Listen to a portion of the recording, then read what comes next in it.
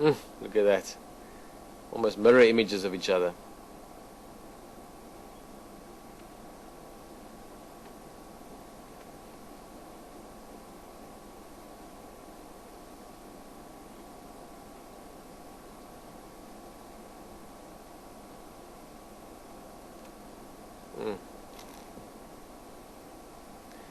Can't ask for more than this.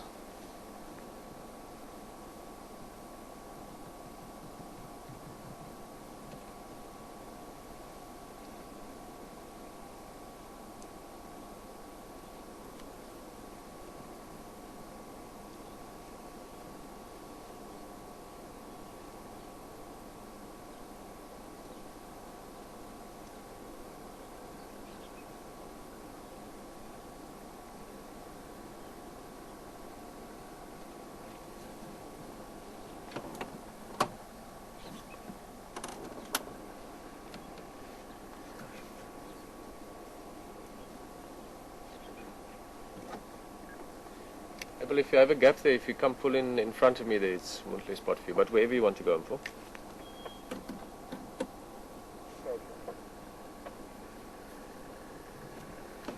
I'm just going to go back slightly.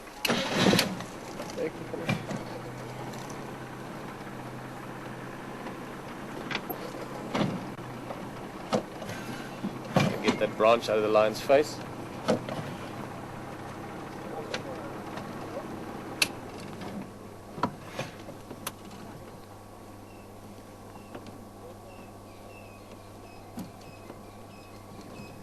Guys, I'm just going to make a little bit of space here for Abel. Fantastic view of those two lions looking at us sort of from the same line.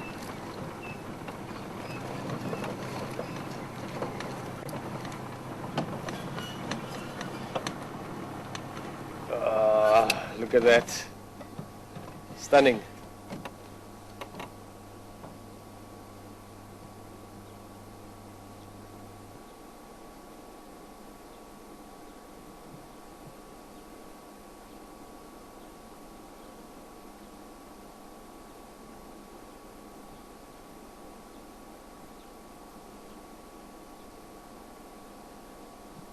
That's a full belly. Mr. T seems to like walking. Quite often the guys find him up far north into Buffelshoek. So he does seem to cover more ground than the others. Let's have a look at these other two as well. They're also lifting their heads up. Big maned lions. The guy on the right there has got a spectacular mane.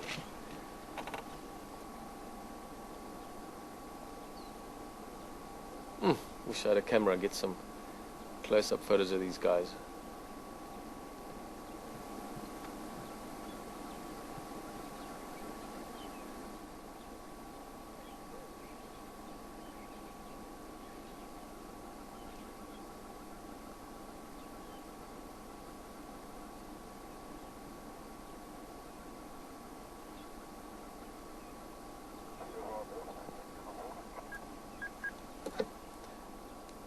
Jan. Just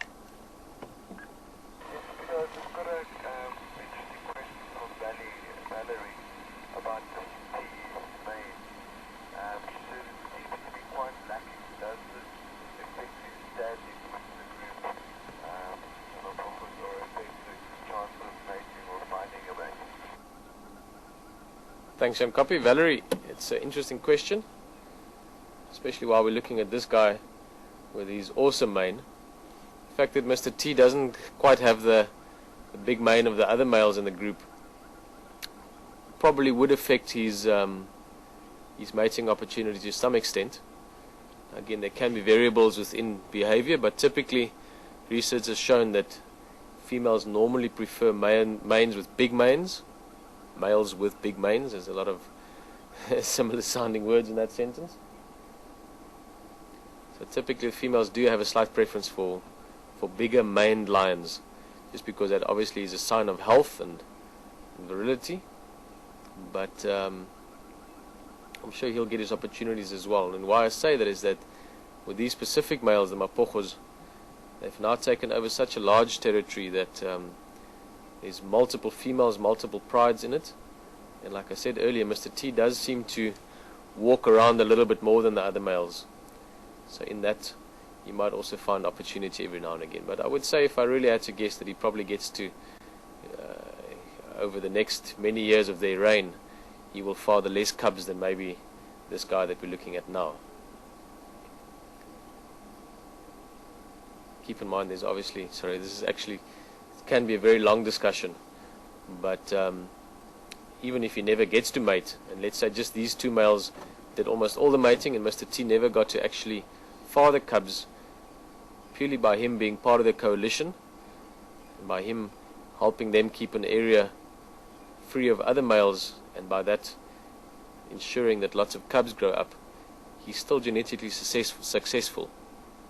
These guys would all be related. Typically coalitions are normally brothers or cousins, so they would normally have the same fathers and maybe different mothers, or even the same mother. So by Mr. T ensuring that the coalition can successfully stay in this territory for a while, he is making sure that at least parts of his genetics are passed on.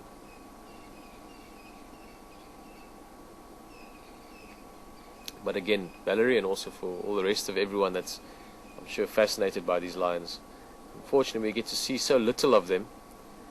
We normally just get sort of bits of radio talk and a bit of updates from other guys, what they've been up to. So we can't say exactly what the dynamics are of this group. Hopefully over time, over the next few years, we'll be able to have larger access areas so that we can see more consistent behavior from specific animals.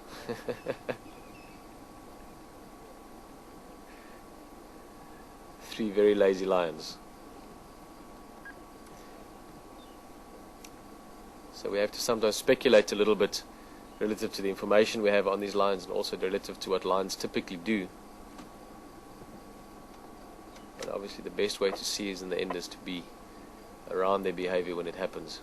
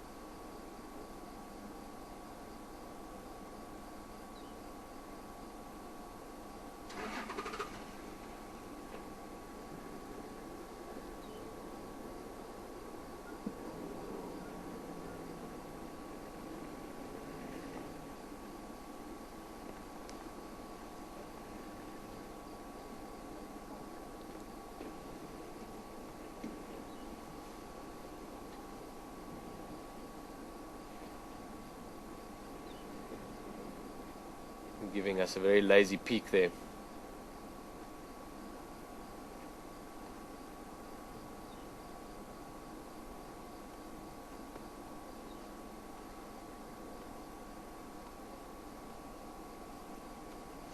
I'm sure everyone's enjoying it. Just from the questions that's come through so far, I really enjoyed them, and also quite a few familiar names. Like I said earlier, morning drivers are very special to me. I love the early mornings, and today is an extra special day in terms of it being so misty, and you can't really call it overcast.